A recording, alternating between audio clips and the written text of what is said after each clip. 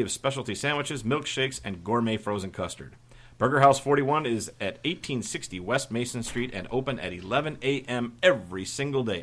Maybe Christmas. I don't know. People got to eat on Christmas. Yeah. Taste Wisconsin. Taste amazing.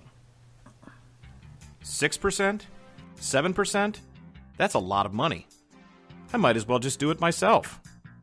Well, that might be true, if a lot of that money you're paying a real estate broker is going toward outdated methods, unnecessary fancy offices, and overpaying executives for a lifetime of service. But you don't need to go that route. Silver Compass Realty is a full-service real estate brokerage serving all of South Central Wisconsin, and the commission is negotiable. Silver Compass will explain exactly what they're going to do to help you buy or sell a home, how that will help you reach your goals, and stand right beside you every step of the way. They want to be your broker, your expert, even when you're not in the middle of a transaction. Silver Compass Realty, helping you find your way home. Contact them today at silvercompassrealty.com or call 608-361-8608. Silver Compass Realty, helping you find your way home. Welcome back to the Free People Show at freepeopleshow.com, episode 36. Now, of the 36 episodes that we've recorded, our engineer, Samuel Anderson, has engineered he didn't engineer any of them at Mitch's studio, so that's 5 or 6 there, and probably 3 or 4 he didn't engineer here, so we'll say 25 or 26. So that's probably 25 or 26 times where at some point during our live broadcast and creation of this podcast, he has been exasperated at how we've either went into break, or come out of break, or talk during break, or something. He is a very good engineer. Not a very good taskmaster because we're being a little bit disobedient, but an excellent engineer. And a tribute to his race, whatever that is. We're back. So we finished the last segment with me railing on the disconnect between people's recognizing the tax money leaving their pockets, the fruit of their labors leaving them, and being given back to them as if it were a gift, as if it were something the government was doing nice for them, rather than just giving them back a fraction of what was already taken. How does that connect with our next segment, Patrick? Well, I don't know if it does. I was just shot down out of the air. I tried. Yeah. Thanks. I tried to pick it up, but... Like a poultry out of the sky. Like a poultry.com. It's like that turkey episode with WKRP. Oh, yeah. I swear to God, the Northland Mall is being bombed with live turkeys. So, I brought up the point about ideas because I think that's at the core here. Whether you make a rational appeal to voters based on your ideas, or whether you use fear and other emotions to motivate people to vote for you, the left, in my opinion, has lost their damn minds right now.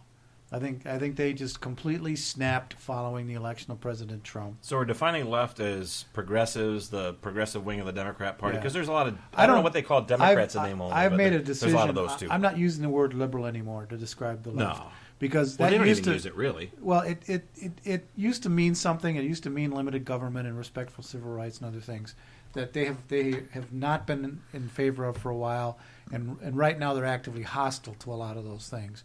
So clearly, I mean, quick, name me one idea that the progressives are trying to sell to people right now that's innovative and interesting and different. What, the $15 minimum wage? No, that's not interesting. The UBI, Universal Basic Income, or whatever. No. Single-payer health care. Even net neutrality is not really, it's just regulating an industry. It's a newer industry, but just over-regulating an industry. I mean, and they're not even really focusing as much on those things right now. I mean, the politicians are all talking about $15 minimum wage, but the biggest thing that they're focused on right now is identifying who in America is a Nazi and whether they should be punched in the face or not. I mean, that's where they're at. That's where their psyche is at. Is there virtue signaling? It's gone beyond virtue signaling. Watch some of the videos from Charlottesville or any of the recent rallies that were attempted to be held, and for every 100 people on the right that showed up, 2,000 and so-called counter protesters showed up, and it's amazing the amount of screaming and just spittle flying from their lips, invective you see coming from these progressive. Not just in Antifa, ordinary, fairly normal looking progressives, some not so normal looking, but well, we're not normal looking either. And they're just screaming their heads off. Ron's like 10 feet tall. And it's but I'm beautiful though. Well, okay. At least you didn't disagree.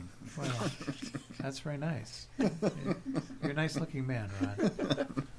Now see, that didn't require me to get all emotional or anything. It's just a comment. It was a quantitative assessment, not qualitative. Well, I thought it was qualitative. Well, I'm trying to bail you out here. Well, okay. Well, you kind of subverted me, so thanks a lot, Phil. Can I share an anecdote that bolsters your point? Please do. We're pretty disjointed tonight, as if we weren't. Disjointed? Wait, that's another topic. Mm-hmm. I was watching Lawrence O'Donnell a couple weeks ago. Now, if I'm up late night watching the news channels, I'm kind of stuck with Fox and MSNBC because CNN is absolute dreck, to use a German term. So switch back and forth. And Lawrence O'Donnell starts his program with this long monologue. He's telling you a story. Back in 1922, blah, blah, blah. He's telling a story about how the KKK was in control of at least a big part of the Democrat Party and what happened at the 1924 Democratic National Convention, where two candidates were in the running for the nomination for president. One was the pro-KK candidate. One was the anti-KKK candidate. And there were folks in hoods in the middle of the convention hall. There was violence in the convention hall. It went to a record 113 votes or something like that. It went 4 extra days, and eventually they settled on some guy. I don't remember who it is, but he was the person who ran for president that year as a Democrat. He was the compromise candidate. Nobody had ever heard of him, but that's why they nominated him, is because he was unobjectionable, because nobody had ever heard of him. So O'Donnell's telling this story, and this is like the pretty far left guy on a pretty far left network. He tells a story. Then he talks about what happens in 1928, and the punchline is that Donald Trump's dad was involved with the KKK and got arrested as a protest. So they're so desperate, to your point, they're so desperate to identify people, Trump's family, whoever, in other cases, as being connected to Nazis or the KKK or whatever, that they bring up all this stuff about the history of the Democratic Party that people might not have known. That was the price they were willing to pay to bring up all this history, which is true, which is absolutely true. Look into the history of progressivism and the Democrats and the racist policies behind it. You'll see Woodrow Wilson, among many, many others, guilty. So he brings up all that stuff just in present-day times to point out the fact that Donald Trump's dad was arrested at a protest. That's how desperate it is. Well, what a price to pay to get to what you're identifying. It's the same thing. Is it right exactly. Now they're on a mission to demonize everybody outside of their little group as white supremacists, and they've gone to the point where they're not even remotely rational. I was listening to Tom Woods, of all people, and he had a guest on there who was. Then you're a Nazi for listening to Tom Woods. Well, he's kind of on the right side. Jesus Christ, Phil, you need to get more sleep, I think. Well, that references a currently very stupid debate going on between some libertarians. This was outside of that, but the point is, he had a guy. The rally that happened in Boston was supposed to be a free speech rally. And this is one of the organizers. And he actually wound up getting fired from his job because he was identified as one of the organizers of this hate rally, which it wasn't. There were no white supremacists involved. It was a rally that had been held previously in previous years. It was a recurring event that celebrated free speech. It was basically a conservative event, and somehow, and talking about CNN was one of the people. The mayor of Boston, both, just spread absolute false information about the organizers in the event and made them seem like they were a bunch of white supremacists, which, of course, following in the wake of Charlottesville, it was like, flies to honey. So this guy who wound up getting fired was talking about how he tried to reach out to the other side, tried to explain to himself. None of it mattered. Even the historical fact that this rally had happened every year, all of that didn't matter. Completely ignored by the people opposing him and even the media, and that's what we have. We have an irrational mob out there right now on the left that is just being driven insane by Donald Trump, and there's no whatever handful of ideas they have are just completely consumed by this tide of hate that they're just on a mission to. I almost fell out of my chair this morning. I read an article. The headline was Kamala Harris is the savior of the Democratic Party. Oh yeah. I mean, Kamala Harris. If anybody doesn't know who she is, she's the new Democratic senator from California.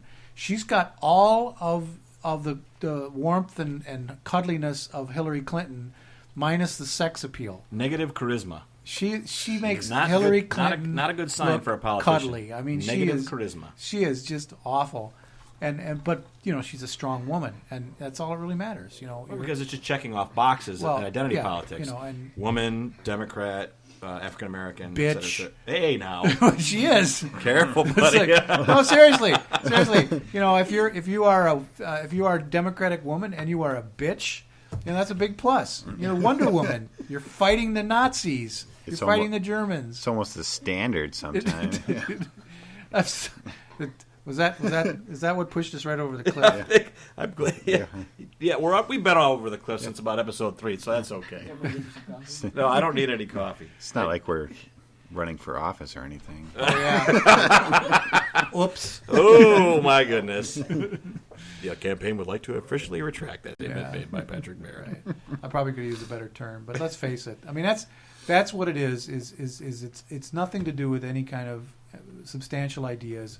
It's all about posturing and rage. Yes. And finding the bad people and going after the bad people, and not just protesting the bad people, but silencing them, punching them, hunting down their employers and forcing them out of their jobs. I mean, that's where the left is today. And it reminds me of witch burning.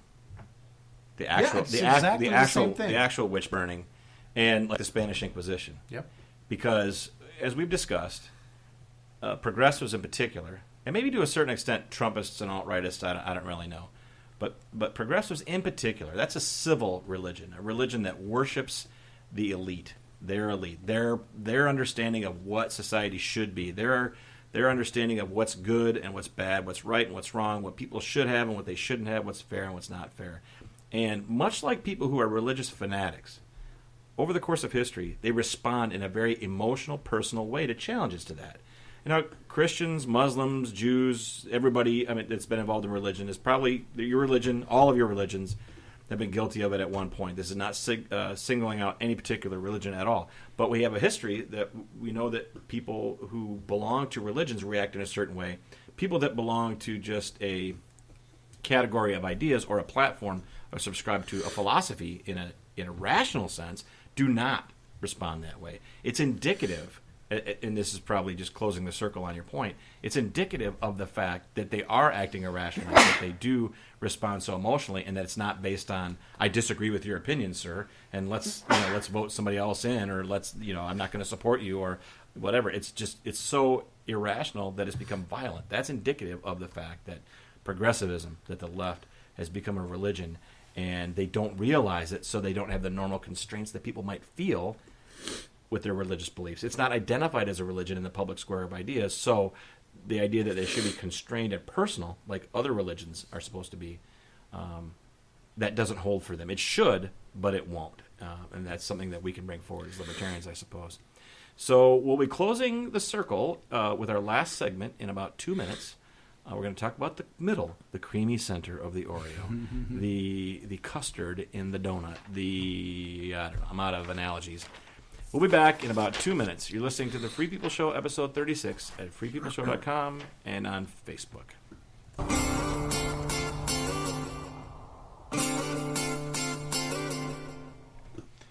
Burger House 41 is open at 1860